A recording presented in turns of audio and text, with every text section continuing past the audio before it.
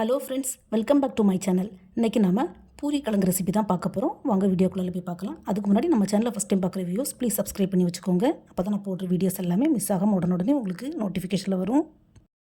நார்மலாக பூரி கிழங்கு பண்ணுறதுக்கு நம்ம பொட்டட்டோவை வேக வச்சு பண்ணுவோம். பட் இன்றைக்கி கொஞ்சம் டிஃப்ரெண்ட்டாட்டு பொட்டட்டோவை சுட்டு பண்ண போகிறோம். நான் இன்றைக்கி இந்த பூரி கிழங்கு பண்ணுறதுக்கு ஒரு 5 மீடியம் சைஸ் பொட்டட்டோ எடுத்திருக்கேன். இந்த பொட்டட்டோவை இப்போ தீயில் வச்சு சுட்டு எடுக்கணும். அதுக்கு இந்த ஜாலி யூஸ் பண்ணியிருக்கிறேன். இப்போ கேஸ் ஆன் பண்ணி இந்த உருளைக்கிழங்கெல்லாம் தீயில் நம்ம சுட்டு எடுத்துக்கலாம். உருளைக்கிழங்கு ஒரு சைடில் நல்லா சுட்டு கருப்பானதும் அடுத்த சைடில் திருப்பி வச்சுக்கலாம். இதே மாதிரி எல்லா உருளைக்கிழங்கையும் திருப்பி வச்சு சுட்டு எடுக்கணும். உருளைக்கிழங்கோட தோல் நல்லா கருகி வருவதையும் சுட்டு எடுக்கணும். அப்போ தான் உள்ள உருளைக்கிழங்கு வேகும், இல்லைன்னா பச்சையாக இருக்கிற மாதிரி இருக்கும்.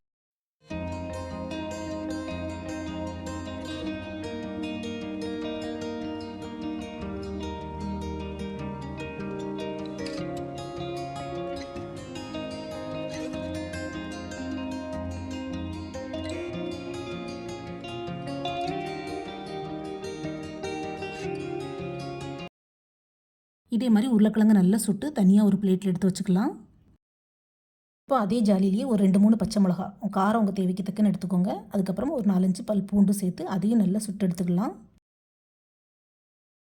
பூண்டு தோல் நல்லா கருப்பாக வரணும், அந்தளவுக்கு சுட்டு எடுத்துக்கலாம். அப்போ தான் கிரேவி நமக்கு நல்ல டேஸ்ட்டாக இருக்கும். போதும், பூண்டும் பச்சை மிளகாவும் இந்த அளவுக்கு சுட்டதும் அதை ஒரு தனியாக பிளேட் எடுத்து வச்சுக்கலாம். பூண்டு கொஞ்சம் ஆறுனதும் அதோட தோலை நீக்கி இந்த சுட்ட பூண்டு, சுட்ட பச்சை மிளகா, அப்புறம் கொஞ்சமாக மல்லிக்கீரை சேர்த்து ஒரு மிக்ஸி ஜார் அல்லது பிளெண்டரில் போட்டு லைட்டாக குறகுறப்பாக அரைச்சி எடுத்துக்கலாம். இப்போ அரைச்ச இந்த மசாலாவை தனியாக ஓரமாக வச்சுக்கலாம். இப்போ நம்ம சுட்டு வச்சிருந்த பொட்டட்டோவும் நல்லா ஆறிடுச்சு. இதோட தோலையும் நீக்கி எடுத்துக்கலாம். சுட்ட உருளைக்கிழங்குள்ள தோலெல்லாம் இப்படி தனியாக எடுத்து வச்சுக்கலாம். இது பார்க்குறது கொஞ்சம் கருப்பாக தான் இருக்கும், ஆனால் வாஷ் பண்ணாமல் அப்படியே தான் நம்ம கிரேவி பண்ணணும். அப்போ தான் இதோட ஃப்ளேவர் நல்லாயிருக்கும். ஆனால் நம்ம நார்மலாக செய்ய பூரி கிழங்கை விட இந்த சுட்ட பூரி கிழங்கு கிரேவி சூப்பராக இருக்கும். இப்போ கேஸ் ஸ்டவ்வில் ஒரு கடாய் வச்சு அதில் கொஞ்சமாக எண்ணெய் ஊற்றிக்கலாம். எண்ணெய் சூடானதும் கொஞ்சமாக கடுகு போட்டுக்கலாம். கடுகு போட்டுனதும் கொஞ்சமாக சீரகம் போட்டு அதையும் பொரிய விட்டுக்கலாம். கடுகும் சீரகம் நல்லா பொரிஞ்சதும் அதில் நீளமாக கட் பண்ண வெங்காயத்தை சேர்த்து நல்லா வதக்கிக்கலாம். ஃப்ரெண்ட்ஸ், இந்த பூரி கிழங்கு கிரேவி கொஞ்சம் ட்ரையாக தான் இருக்கும். ஸோ வெங்காயம் நிறைய சேர்த்துக்கிடுங்க, அப்போ தான் டேஸ்ட்டாக இருக்கும். வெங்காயம் லைட்டாக வதங்கினதும் அதில் நம்ம குறப்பாக பொடிச்சு வச்சுருக்கிற மசாலாவை சேர்த்து லேசாக வதக்கி விட்டுக்கலாம். ஏற்கனவே பச்சை மிளகாவும் பூண்டும் சுட்டு எடுத்ததுனால சீக்கிரமாக வதங்கிடும். ஸோ லைட்டாக வதக்கினாலே போதும். இது கூடவே இந்த கிரேவிக்கு தேவையான உப்பு, கொஞ்சமாக மஞ்சள்தூள், கொஞ்சம் சில்லி பவுடர், அப்புறம் கொஞ்சமாக மல்லித்தூள் சேர்த்து நல்லா வதக்கி விட்டுக்கலாம். இந்த மசாலாவோட பச்சை வாசனைலாம் போகணும். ஸோ அந்த அளவுக்கு வதக்கி விட்டுக்கலாம். ஃப்ரெண்ட்ஸ், ஆக்சுவலாக இந்த பூரி கிழங்கு ஒரு குஜராத்தி ரெசிபியாகும் என்னோடய ஒரு ஃப்ரெண்டு சொல்லிக் கொடுத்தாங்க. பொதுவாக எல்லா குஜராத்தி வீடுகள்லேயும் சரி, எல்லா குஜராத்தி ஹோட்டல்கள்லேயும் சரி, பூரிக்கு இந்த உருளைக்கிழங்கு கிரேவி தான் சைட் டிஷ்ஷாக கொடுப்பாங்க.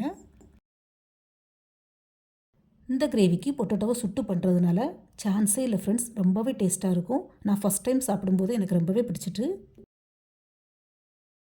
அதனால தான் இந்த ரெசிபியை உங்களோட ஷேர் பண்ணணும்னு சொல்லிட்டு இந்த வீடியோவை அப்லோட் பண்ணியிருக்கிறேன் ஃப்ரெண்ட்ஸ்.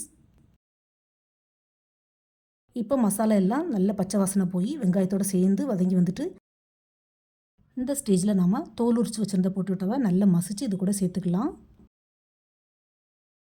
பொட்டேட்டோவை வெங்காயத்தோடு சேர்த்து நல்லா மிக்ஸ் பண்ணி விடணும். ஃப்ரெண்ட்ஸ், இந்த பொட்டேட்டோ கிரேவிக்கு சுத்தமாக ஒரு சொட்டு கூட தண்ணி சேர்க்கக்கூடாது. இதே மாதிரி ட்ரையாக தான் பண்ணணும். இது கூட கடைசியாக கொஞ்சம் கரம் மசாலா சேர்த்துக்கலாம். கரம் மசாலா சேர்த்து நல்லா மிக்ஸ் பண்ணி விட்டு சர்வ் பண்ண வேண்டியதுதான். ஃப்ரெண்ட்ஸ், கடைசியாக மல்லிக்கீரை எதுவும் சேர்க்கல, ஆல்ரெடி நம்ம அரைச்சி போட்டிருக்கிறோம். அதனால தான் உங்களுக்கு வேணுன்னா கொஞ்சமாக மல்லிக்கீரை கூட தூவி போட்டுக்கலாம். அப்படி இல்லைன்னா ட்ரை கஸ்தூரி மேத்தியை கூட கொஞ்சமாக போட்டுக்கலாம். அதுவும் ஃப்ளேவர் சூப்பராக இருக்கும். ஃப்ரெண்ட்ஸ், இந்த சுட்ட பொட்டேட்டோ ட்ரை கிரேவி பூரிக்கு மட்டும் இல்லை, சப்பாத்திக்கும் செம்மையாக இருக்கும். நீங்களும் வீட்டில் மறக்காமல் ட்ரை பண்ணி பாருங்கள். எப்பவும் போல் ஒரே மாதிரி இல்லாமல் கொஞ்சம் டிஃப்ரெண்ட்டாக பண்ணால் யாருக்கு தான் பிடிக்காது, எல்லாருக்கும் கண்டிப்பாக பிடிக்கும். நீங்களும் செஞ்சு பார்த்து உங்களோட ஃபீட்பேக்கை கமெண்ட் பண்ணுங்கள். இந்த வீடியோ பிடிச்சிருந்தா மறக்காமல் லைக், ஷேர் அண்ட் சப்ஸ்கிரைப் பண்ணுங்கள். தேங்க்ஸ் ஃபார் வாட்சிங்.